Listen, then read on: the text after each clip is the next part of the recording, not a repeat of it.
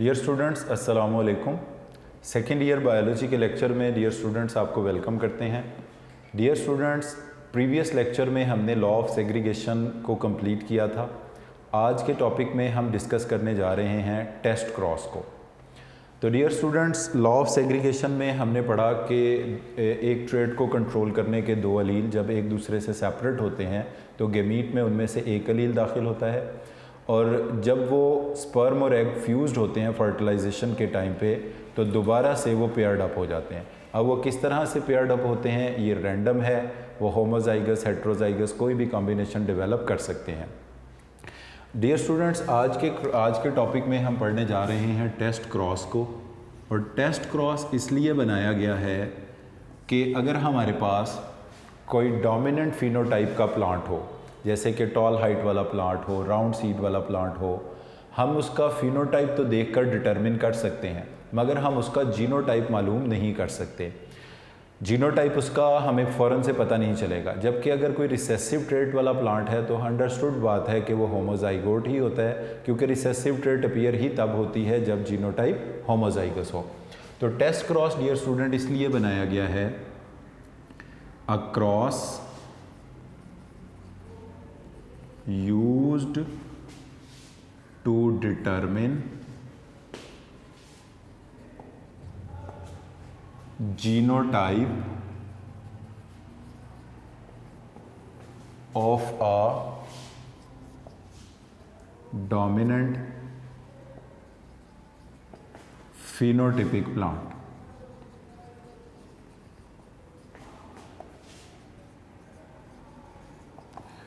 A cross used to determine genotype of a dominant phenotypic plant is known as test cross। यानी test cross किसे बोलते हैं? ऐसा cross जिससे आपको ये पता चलेगा कि डोमिनेंट फिनोटाइप वाले प्लांट का जीनोटाइप क्या है, इसको हम बोलते हैं टेस्ट क्रॉस। अब इस क्रॉस में किया क्या जाता है, जो डोमिनेंट फिनोटाइप वाला प्लांट होता है उसको उसके रिसेसिव से क्रॉस किया जाता है। In this cross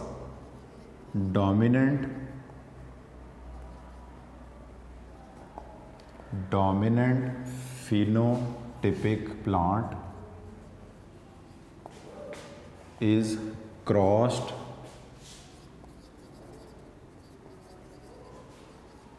with its recessive। Dominant phenotypic plant को उसके रिसेसिव से क्रॉस किया जाता है और उसके रिजल्ट से फिर हमें पता चलता है कि ये डोमिनेंट फिनोटिपिक प्लांट होमोजाइगोट है या हेट्रोजाइगोट है। अब इसमें हम वन बाय वन इसको डिस्कस करते हैं। फॉर एग्ज़ाम्पल केस नंबर 1 में, केस 1 इसका होगा कि अगर फॉर एग्ज़ाम्पल हमारे पास डोमिनेंट फिनोटिपिक टाइप वाला प्लांट होमोजाइगोट है। फॉर एग्ज़ाम्पल हम यहाँ लिखते हैं राउंड सीड। राउंड सीड जो हैं ये डोमिनेंट हैं, इसको मेल ले लें। इसका रिसेसिव जो होगा वो होगा रिंकल्ड सीड। रिंकल्ड सीड तो डेफिनेटली स्मॉल आर ही होंगे। अब राउंड सीड पे हम क्वेश्चन मार्क लगा देते हैं कि ये डोमिनेंट हैं या होमोजाइगोट हैं या हेट्रोजाइगोट, ये हमें नहीं पता। अगर हम इस रिंकल्ड सीड को लेते हैं तो यहाँ से एक अलील गेमीट के अंदर दाखिल होगा, ये फीमेल प्लांट है। फॉर एग्ज़ाम्पल हम इसके क्वेश्चन मार्क को सॉल्व कर देते हैं, हम कहते हैं लेट्स इट इज़ होमोजाइगोट। अगर ये होमोजाइगोट है तो इधर से भी एक ये गेमीट में दाखिल होगा, फर्टिलाइजेशन होगी तो बनेगा कैपिटल आर स्मॉल आर। ये हमारे पास होगी P1 जनरेशन, उसका हमने फिनोटाइप लिखा, जीनोटाइप लिखा, गेमीट्स लिखे, फर्टिलाइजेशन हुई, ये हमें मिल गई F1 जनरेशन। अब इसमें अगर अपीयर होता है 100% डोमिनेंट ट्रेट तो इसका मतलब है कि जो गिवन प्लांट है वो होमोजाइगोट है। ठीक है, अगर हम इसको क्रॉस भी कर दें, इसको ना लिखें, तो इसका रिज़ल्ट में ऑफस्प्रिंग में अगर 100% डोमिनेंट ट्रेट अपीयर होता है तो ये अंडरस्टूड बात है कि जो गिवन प्लांट था वो होमोजाइगोट था। किस तरह का होमोजाइगोट? इस तरह का, कैपिटल आर इधर का। तो रिजल्ट इसका क्या होगा?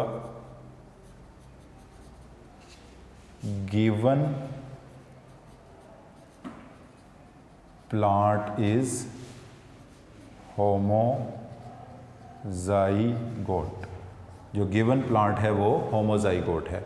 इसी तरह डियर स्टूडेंट, अगर हम इसका केस नंबर 2 स्टडी करें, केस नंबर 2 क्या होगा, जिसमें ये गिवन प्लांट हेट्रोजाइगोट होगा, तो फिर क्या इसका रिजल्ट निकलेगा। तो केस 2 में क्या हो सकता है कि ये हेट्रोजाइगोट हो सकता है। इसी तरह P1 जनरेशन फिनोटाइप लिख लिया, इनके जीनोटाइप स्मॉल r, अगर ये हेट्रोजाइगोट हुआ तो ये कैपिटल R स्मॉल r होगा। अब इधर से तो एक ही किस्म के गेमीट बनेंगे, इधर से दो किस्म के गेमीट बनेंगे with capital R and with small r। अच्छा, अब इसमें क्या होगा कि जब इनकी फर्टिलाइजेशंस होंगी तो फर्टिलाइजेशंस के नतीजे में इस तरह का कॉम्बिनेशन डेवलप होगा, स्मॉल r इधर से कैपिटल R स्मॉल r। जब ये इकट्ठे होंगे तो कैपिटल R स्मॉल r और ये क्या होंगे, स्मॉल r स्मॉल r। अब ये वाले प्लांट जो होंगे 50% राउंड होंगे यानी डोमिनेंट ट्रेट वाले, और ये 50% जो होंगे रिंकल्ड होंगे रिसेसिव ट्रेट वाले। अब रिज़ल्ट में 50% डोमिनेंट प्लांट है और 50% रिसेसिव ट्रेट वाले प्लांट हैं, तो इससे ये पता चलता है कि गिवन प्लांट जो है वो हेट्रोजाइगोट है।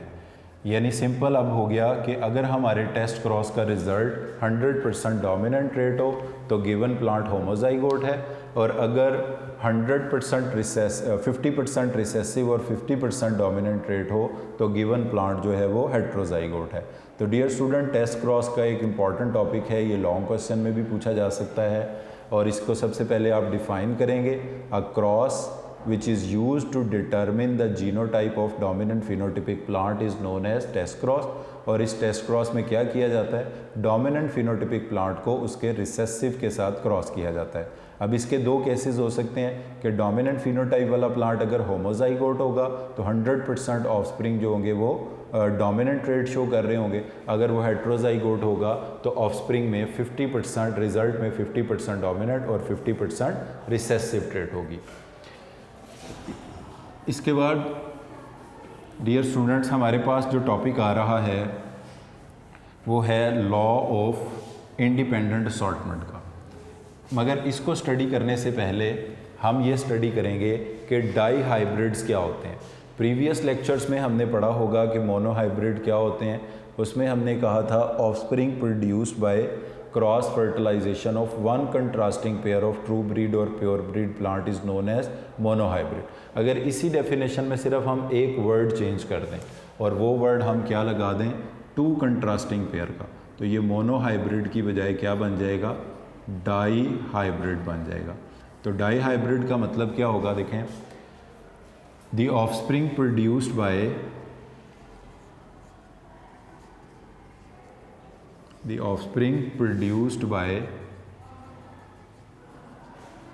cross fertilization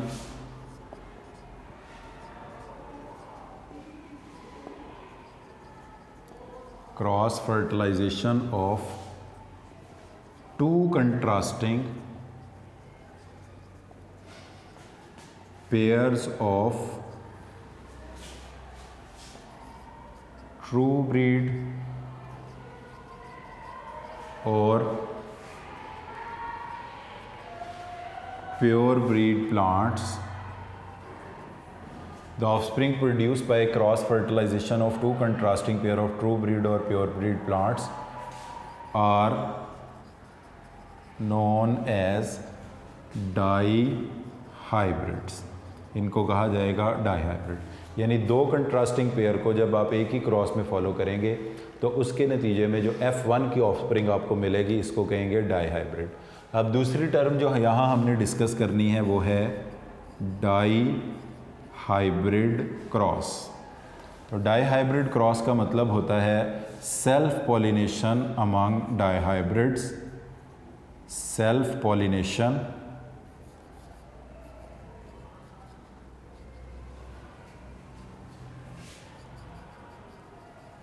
among dihybrids is called dihybrid cross। इसको क्या कहा जाएगा, डाई हाइब्रिड क्रॉस कहा जाएगा। तो self pollination, self fertilisation among dihybrids is known as dihybrid cross इसे कहा जाएगा। तो डियर स्टूडेंट, एक ये डाईहाइब्रिड की डेफिनेशन है और डाईहाइब्रिड क्रॉस की, तो ये दोनों अलग-अलग टर्म है। इसके बाद नेक्स्ट हम देखते हैं जो टर्म हमने डिस्कस करनी है वो है प्रोबेबिलिटी। प्रोबेबिलिटी का मतलब होता है chance of an event to occur. Probability कहते हैं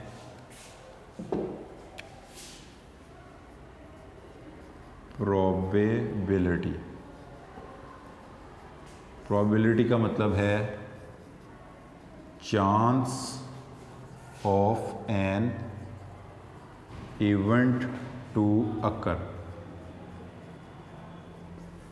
इज़ नोन एज प्रोबेबिलिटी।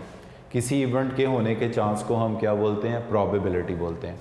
और इसके साथ एक और टर्म है प्रोडक्ट रूल।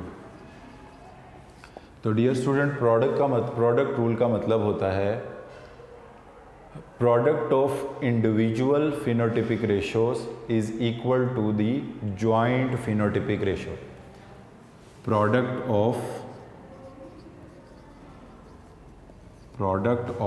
मतलब multiple, product of individual phenotypic ratios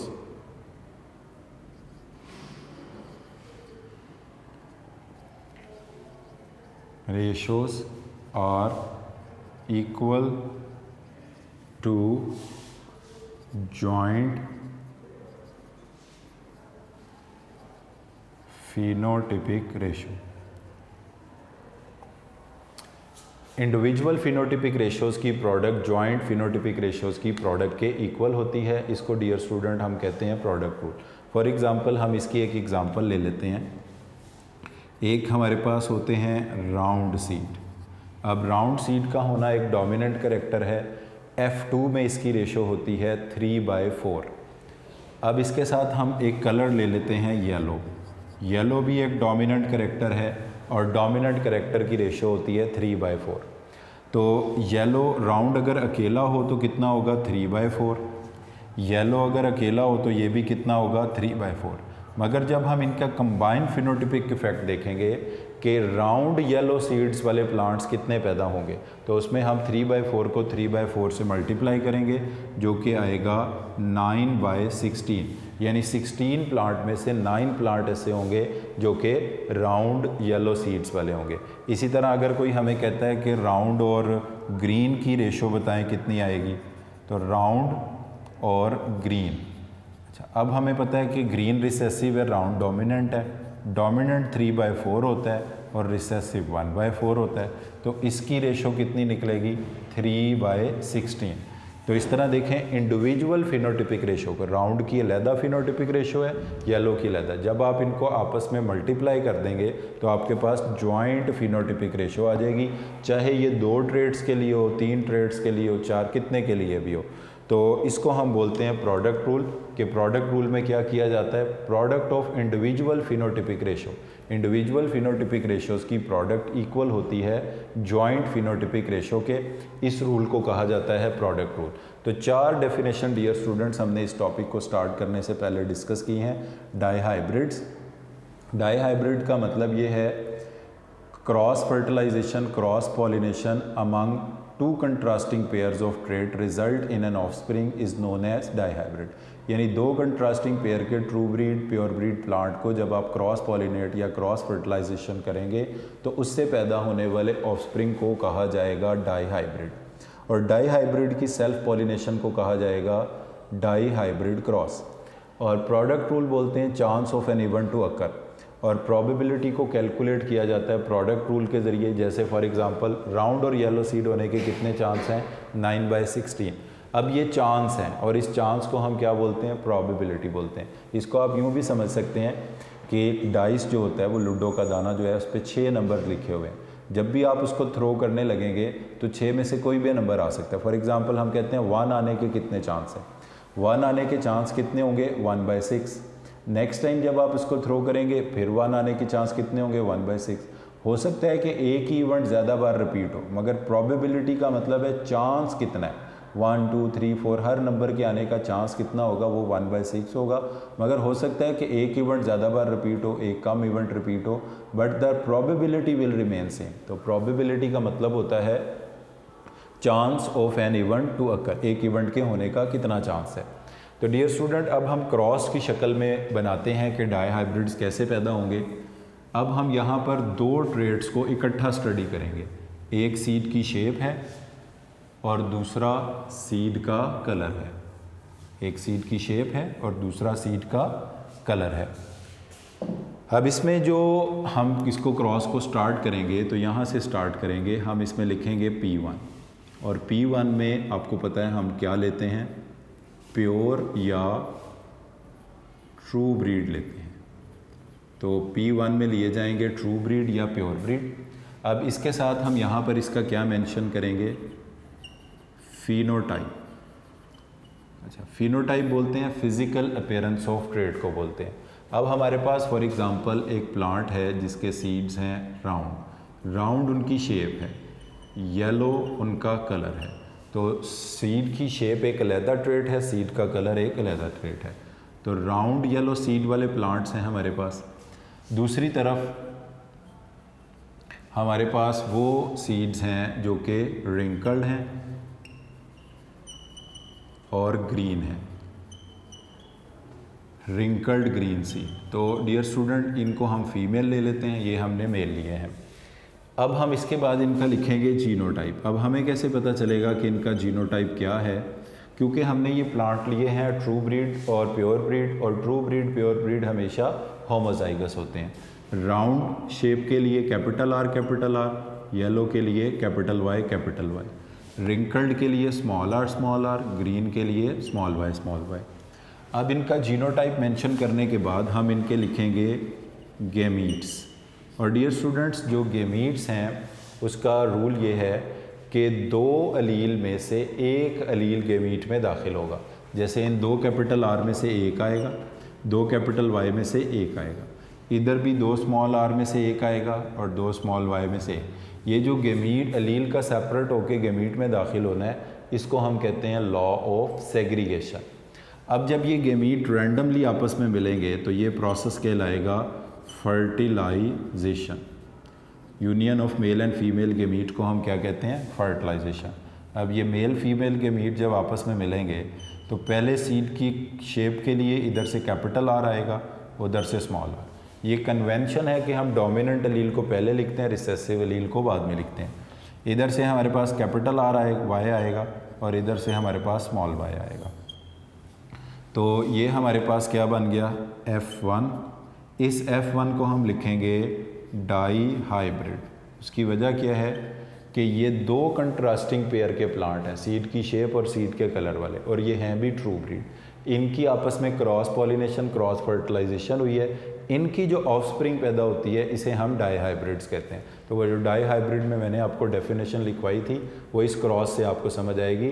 the offspring produce by cross pollination और cross fertilisation of two contrasting pair of true breed pure breed plant, इसको कहा जाता है डाई हाइब्रिड। अब इसकी लिखी जाएगी फिनोटाइप रेशो। फिनोटाइप रेशो इसकी होगी 100% राउंड येलो। ये होंगे 100% राउंड और येलो। और जब एक से ज़्यादा ट्रेड्स होती हैं तो उनकी जीनोटिपिक रेशो लिखने की ज़रूरत नहीं होती, क्योंकि जीनोटाइप का मतलब होता है combination of genes for a particular trait. जब अब जैसे राउंड के लिए ये हेट्रोजाइगस होगा, येलो के लिए भी हेट्रोजाइगस, मगर कंप्लीट हर ट्रेड के लिए ज़रूरी तो नहीं है ये हेट्रोजाइगस हो। तो जब हम एक ट्रेड स्टडी कर रहे होते हैं तो फिर जीनोटिपिक रेशियोज़ लिखते हैं। जब एक से ज़्यादा ट्रेड्स लिख रहे हो तो फिर हमें जीनोटिपिक रेशियोज़ लिखने की ज़रूरत नहीं है। तो डियर स्टूडेंट्स, यहाँ पर आपने देखा कि किस तरह P1 से F1 बनते हैं। ये क्रॉस हमने लिखा है। ट्रू ब्रीड और प्योर ब्रीड प्लांट P1 में लिए जाएंगे। P1 से मुराद है फर्स्ट पेरेंटल जनरेशन। फिर आपने देखा हमने इनके फिनोटाइप लिखे। मेल प्लांट को हमने लिया, इसमें से जो मेल प्लांट है उसको हमने लिया है राउंड शेप के लिए और येलो कलर के लिए, और फीमेल प्लांट जो है वो रिंकल्ड शेप के लिए और ग्रीन कलर के लिए। फिनोटाइप के बाद हम इसका जीनोटाइप लिखते हैं, कैपिटल आर और कैपिटल वाई कैपिटल। हमें कैसे पता चलेगा कि ये सीड की शेप के लिए भी और कलर के लिए भी होमोजाइगोट होगा? क्योंकि हमने ऊपर मेंशन कर दिया ये प्लांट है ट्रू ब्रीड और प्योर ब्रीड प्लांट, और true breed pure breed plant हमेशा होमोजाइगोट ही होते हैं। इसके बाद जो रिंकल्ड ग्रीन है वो भी इसी तरह होमोजाइगोट ही होते हैं क्योंकि ट्रू ब्रीड है।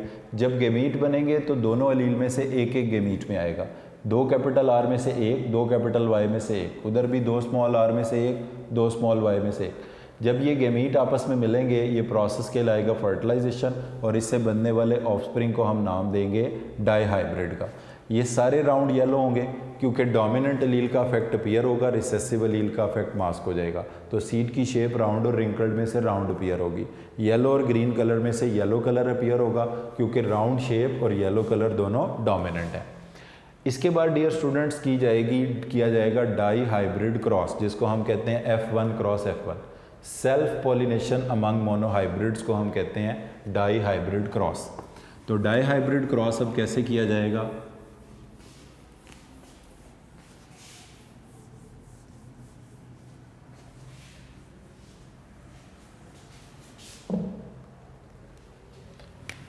F1 क्रॉस F1, इसको हम कहते हैं dihybrid cross.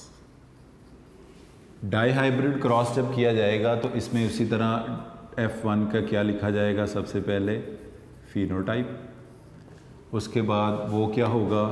Round yellow.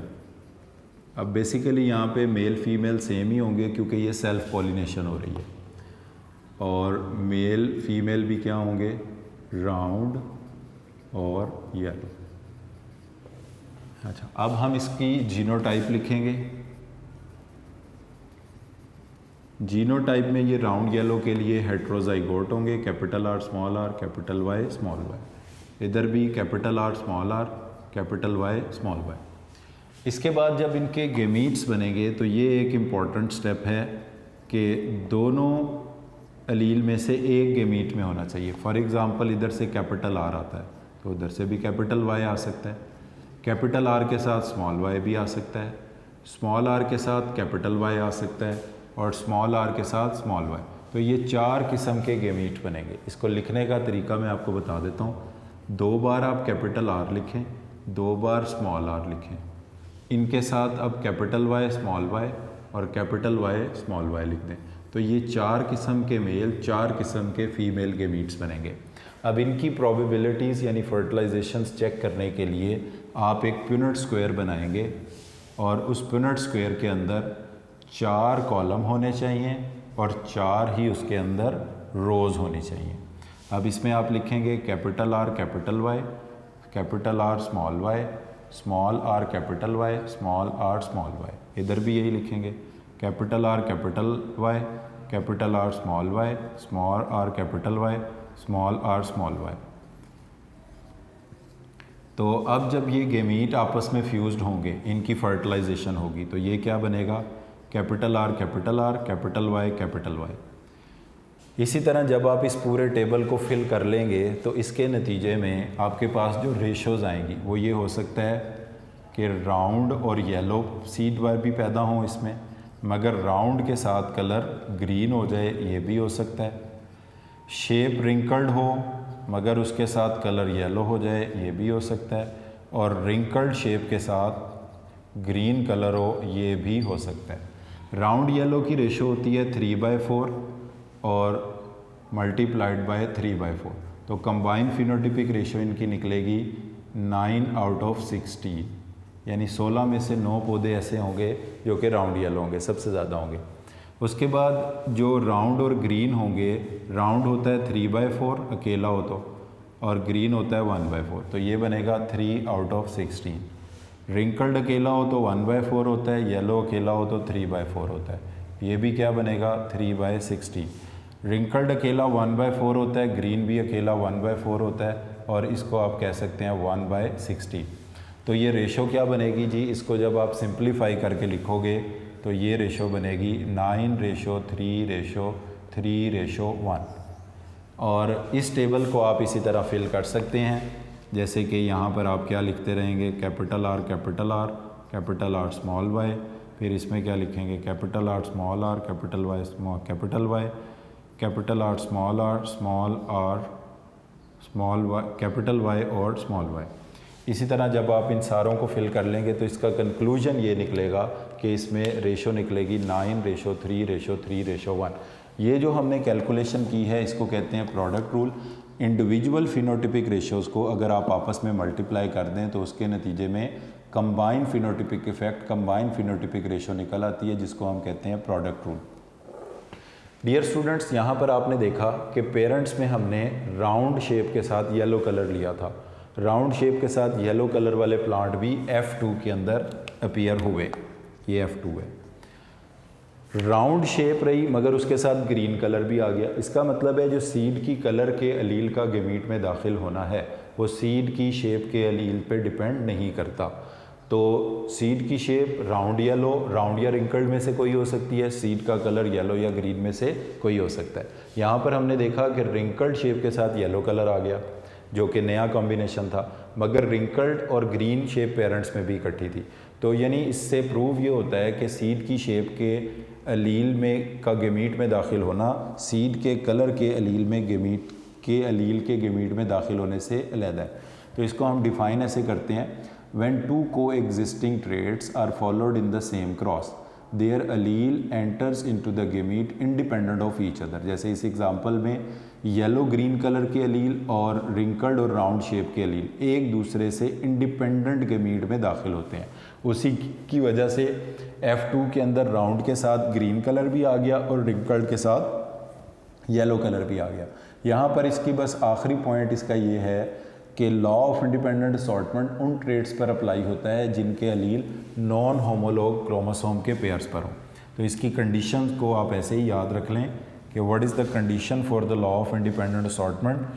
Law of independent assortment is applicable to those trait whose allele reside on non homologous pair of chromosome. तो ऐसी ट्रेड्स जिनके अलील नॉन होमोलोगस क्रोमोसोम्स के pairs पर मौजूद हों, सिर्फ उन पर law of independent assortment apply होता है। जिनके अलील होमोलॉग क्रोमोसोम के पेयर पर हों उन पर यह अप्लाई नहीं होता। अब मेंडल ने 7 contrasting pairs of trade study किए थे और 7 ही क्रोमोसोम के पेयर्स जो है ना वो पी प्लांट में पाए जाते हैं। तो कंडीशन इसकी बहरहाल ये है, only those traits will assort independently whose allele reside on non homolog pair of chromosome. तो डियर स्टूडेंट्स, आज के लेक्चर में हमने 2 टॉपिक्स को इन डिटेल डिस्कस किया है, जिसमें पहले नंबर पर जो टॉपिक हमने पढ़ा है वो है टेस्ट क्रॉस का, जिसकी हमने डेफिनेशन की और उसके 2 केसेस को डिस्कस किया। उसके बाद लॉ ऑफ इंडिपेंडेंट असॉर्टमेंट या डाई हाइब्रिड क्रॉस में से हमने पहले 4 डेफिनेशन पढ़ी, dihybrid cross, probability, product rule, और उसके बाद फिर हमने ये क्रॉस की शक्ल में भी डाई हाइब्रिड क्रॉस को बना के देखा और लास्ट में हमने कैलकुलेट की कि इनकी जॉइंट फिनोटिपिक रेशियोज़ क्या होंगी और क्या कंडीशन है लॉ ऑफ इंडिपेंडेंट असॉर्टमेंट की। तो वो कंडीशन ये है कि लॉ ऑफ इंडिपेंडेंट असॉर्टमेंट सिर्फ उन ट्रेड्स पर अप्लाई होता है जिनके अलील नॉन होमोलोगस क्रोमोसोम्स के पेयर्स पर मौजूद होते हैं। तो आज के लेक्चर को डियर स्टूडेंट्स हम यहीं पर वाइंड अप करते हैं। Thank you very much for today.